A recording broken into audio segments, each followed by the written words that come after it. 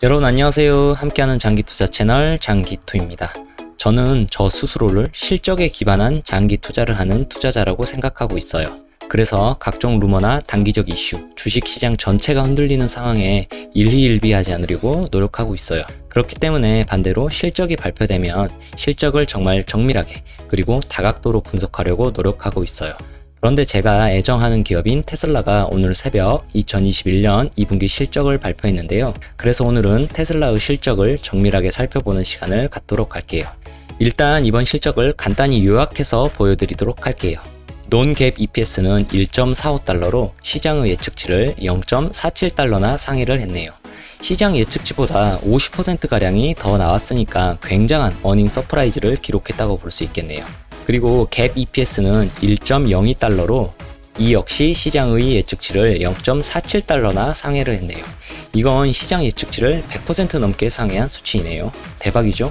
참고로 여기서 논갭 EPS는 비공식적 회계 지표로서 주식 기반 보상 같은 일회성 비용 등을 빼고 계산한 주당 순수익을 말하는 건데요. 나쁘게 표현하면 길만 안 막혔으면 약속에 늦지 않았을 텐데, 어젯밤에 치킨만 안 먹었으면 살이 안 쪘을 텐데 라고 핑계를 대는 것과 비슷한 것이라고 생각할 수도 있어요. 그런데 좋게 표현하면 기업이 순수 영업활동으로 얼마나 현금을 창출시켰는지를 알아보는 지표로서는 유용하다고 볼 수 있어요. 다만 논갭 지표는 비공식적 회계 지표라서 기업이 자기 마음대로 놓고 싶은 건 놓고 빼고 싶은 건 빼버리기도 하니까 이따가 저와 함께 어떤 부분을 제외시켰는지 자세히 알아보도록 할게요. 아무튼 컨센서스 예측치를 상회하는 EPS를 보여준 점은 굉장히 마음에 드네요. 그리고 매출은 119.6억 달러로 하나 14조 원 정도 매출을 올렸는데요. 이는 전년 동기 대비 98% 정도 성장한 수치이며 시장의 예상을 5.6억 달러 상회하는 수치이네요. 훌륭하네요. 그리고 그로스 프로핏 마진도 올랐다고 하고 카펙스도 많이 썼다고 하는데 이건 테슬라 실적 프레젠테이션을 보면서 자세히 살펴보도록 할게요. 지금부터 나오는 테슬라 관련 모든 자료는 테슬라 2분기 실적 프레젠테이션에서 가져온 거니까 따로 출처 표시는 하지 않을게요.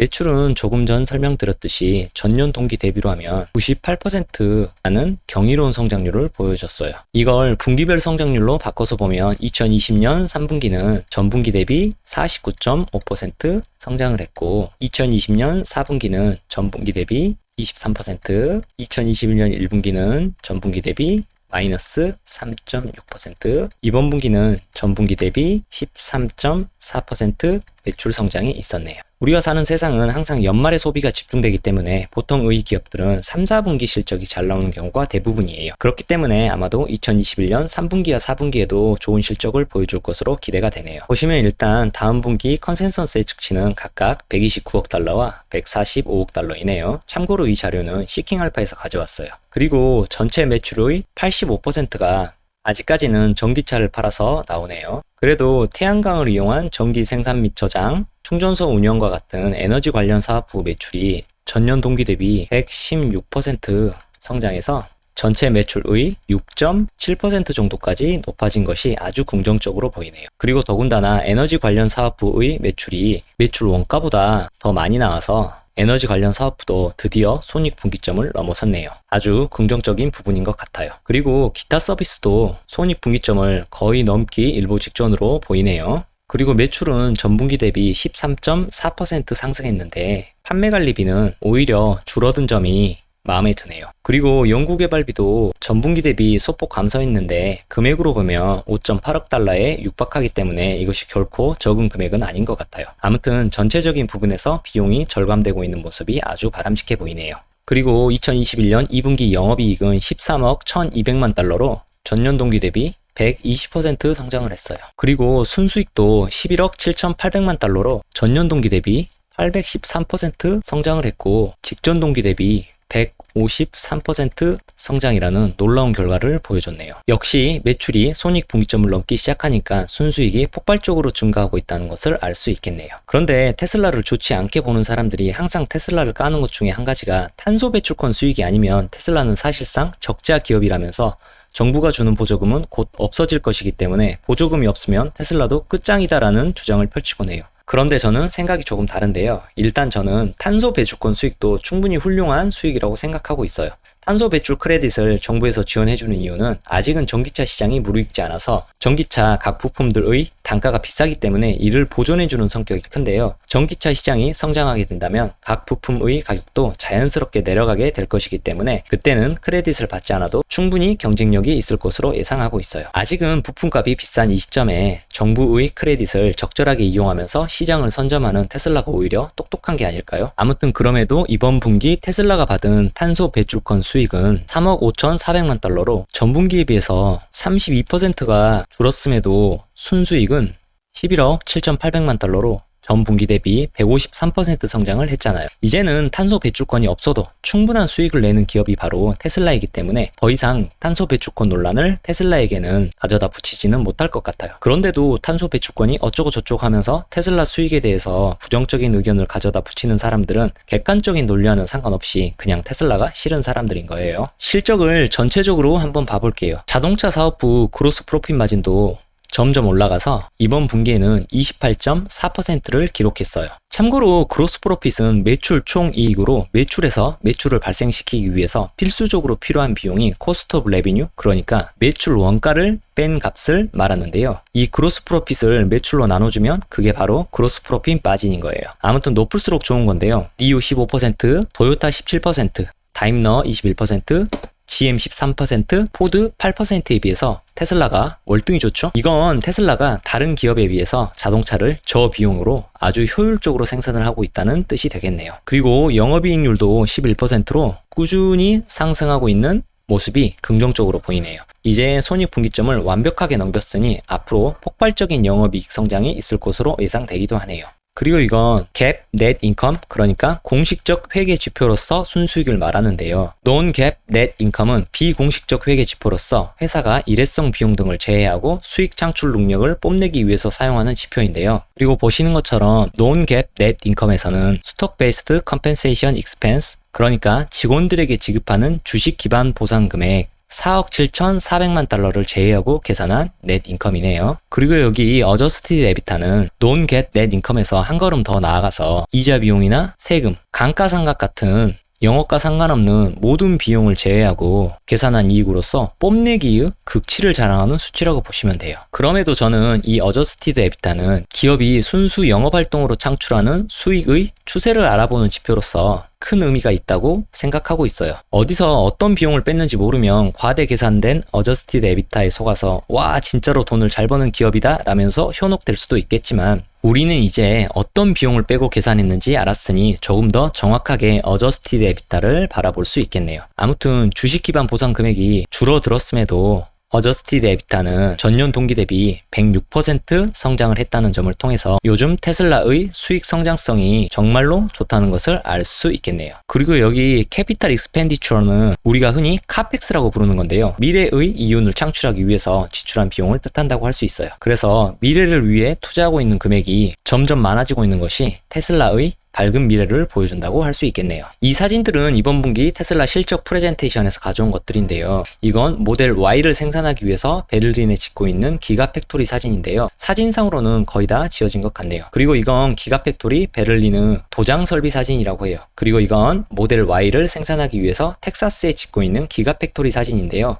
6개월 전에 비해서 상당히 공사가 많이 진행됐음을 알 수 있네요. 그리고 이 사진은 기가팩토리 텍사스 내부 사진이고요. 이건 기가팩토리 텍사스에서 모델 Y 몸체를 조립하는 설비라고 하네요. 그리고 이건 상하이에 지은 기가팩토리 사진이고요. 이렇게 테슬라는 미래를 위해서 공장과 설비에 막대한 금액을 투자하고 있어요. 당연히 이런 것들을 짓는 데 사용된 금액이 카펙스이고요. 아무튼 지금은 캘리포니아 공장에서 모델 S와 모델 X를 연간 10만 대, 모델 3와 모델 Y를 연간 50만 대 생산이 가능하고 상하이에서 모델 3와 모델 Y를 연간 45만 대 이상이 생산 가능하다고 해요. 참고로 이건 실제 차량 생산 대수가 아니고 생산 가능 대수인 캐파시티를 말하는 거예요. 그리고 베를린과 텍사스에는 조금 전 보여드렸듯이 열심히 공장을 짓고 있는 중인데 베를린에서는 모델 Y를 생산하고 텍사스에서는 모델 Y와 사이버 트럭을 생산할 예정이라고 하네요. 그리고 세미트럭과 로드스터 같은 자동차의 생산은 어디서 될지 아직은 딱히 결정된 사항이 없다고 하네요. 그리고 이건 좀 치사한 점인데요. 비트코인 관련 손실을 2,300만 달러를 기록했다는 말을 실적 프레젠테이션 저 끝에 아주 조그맣게 딱 한 문장으로만 언급을 했어요. 물론 지난 분기에는 이마저도 PDF 문서에서 컨트롤 F를 눌러서 검색이 안 되게 딱 이 부분만 이미지로 처리를 해서 욕을 얻어먹었는데요. 이번 분기에는 그러지는 않긴 했네요. 발전한 건가요? 그럼에도 저는 개인적으로 다른 건 몇 번씩 표로 만들어서 발표를 하는데 이건 이렇게 자세히 읽지 않으면 알 수 없게 처리를 해놓은 부분이 조금 아쉽긴 하네요. 비트코인의 미래와는 별개로 최소한 투자자들에게는 조금 더 솔직했으면 좋겠어요. 아무튼 비트코인으로 2,300만 달러의 손실이 났음에도 이번 분기에 훌륭한 수익을 보여준 것은 긍정적인 부분인 것 같기는 해요. 지난 분기에 테슬라의 수익을 탄소 배출권 크레딧과 비트코인 수익으로 깎아내리던 사람들은 이제 이걸로는 지난번과 같은 소리를 할 수 없을 것 같긴 해요. 다른 곳에서 수익이 워낙에 잘 나왔으니까요. 물론 비트코인으로 손실봤다고 욕할 수는 있겠네요. 이렇게 비트코인은 수익이 나도 한 소리 듣고 손실이 나도 한 소리 듣는 테슬라의 아픈 손가락 같은 존재인 것 같긴 해요. 참고로 저는 비트코인의 미래를 그리 나쁘게 보지는 않아서 따로 비트코인 채굴 기업에도 조금은 투자를 하고 있긴 한데요. 그럼에도 테슬라는 비트코인은 하지 않았으면 좋겠어요. 각자의 영역에서 충실히 자신의 사업만을 충실히 했으면 하는 바람이라고 할 수 있겠네요. 그리고 전기차, 자율주행, 태양광, 충전소, 스페이스X, 스타링크, 자동차 보험 등 테슬라의 수많은 미래 비전 중에서 전기자동차는 이미 본 궤도에 올라왔다고 할 수 있는데요. 그 다음 타자는 바로 조금 전 손익계산서에서 봤듯이 매출이 손익분기점을 넘기기 시작한 태양광이나 충전소 같은 에너지 관련 사업이라고 할 수 있어요. 보시면 테슬라의 충전 시설인 슈퍼차저 스테이션 수와 슈퍼차저 충전기 개수가 계속해서 늘고 있고 에너지 저장 시설인 파워루 규모도 급격하게 늘고 있으니까요. 그래서 저는 테슬라의 에너지 사업 부분에 거는 기대가 큰데요. 막연한 기대라기보다는 이렇게 가시화된 객관적인 수치가 말해주고 있는 합리적인 기대라고 저는 생각하고 있어요. 차량 인도 대수는 이번 실적 발표 전에 진작에 언론을 통해서 발표를 하긴 했지만 그래도 한번 살펴보고 갈게요. 이번 분기에는 20만 6,421대를 생산했고 이 중에서 20만 1,304대를 인도했네요. 그리고 고무적인 부분은 모델 S와 모델 X 생산이 다시 재개됐다는 점인데요. 그리고 전체적인 추세도 꾸준히 상승 중에 있네요. 마지막으로 정리를 해볼게요. 1. 매출은 하나 약 14조 원 규모로 전년 동기 대비 97% 성장이라는 놀라운 결과를 보여줬다. 2. 주당 순수익은 1.02달러로 컨센서스 예측치를 한참 넘어서 어닝 서프라이즈를 기록했고 전년 동기 대비로 따지면 813% 상승이라는 놀라운 결과를 보여줬다. 3. 매출 총 이익률이 28.4%로 다른 자동차 기업에 비해서 원래 좋았던 이익의 질이 더욱더 좋아졌다. 4. 에너지 사업 후 매출이 드디어 손익분기점을 넘어섰다. 5. 이번 분기는 탄소 배출권 수익이 없어도 흑자였다. 6. 비트코인 손실이 났지만 그래도 흑자였다. 그리고 이렇게 될 수 있었던 가장 큰 이유는 차도 잘 팔리기도 했지만 운영 비용도 줄어들어서 이익의 질이 좋아졌기 때문이다. 여기까지가 제가 준비한 영상이고요. 여러분의 좋아요와 구독, 알림 설정은 제가 앞으로 영상을 제작하는데 큰 힘이 된답니다. 앞으로도 계속 여러분과 함께 실적에 기반한 투자를 할 수 있도록 여러분들을 돕는 장기투가 되도록 하겠습니다. 이상 함께하는 장기투자 채널 장기투였습니다.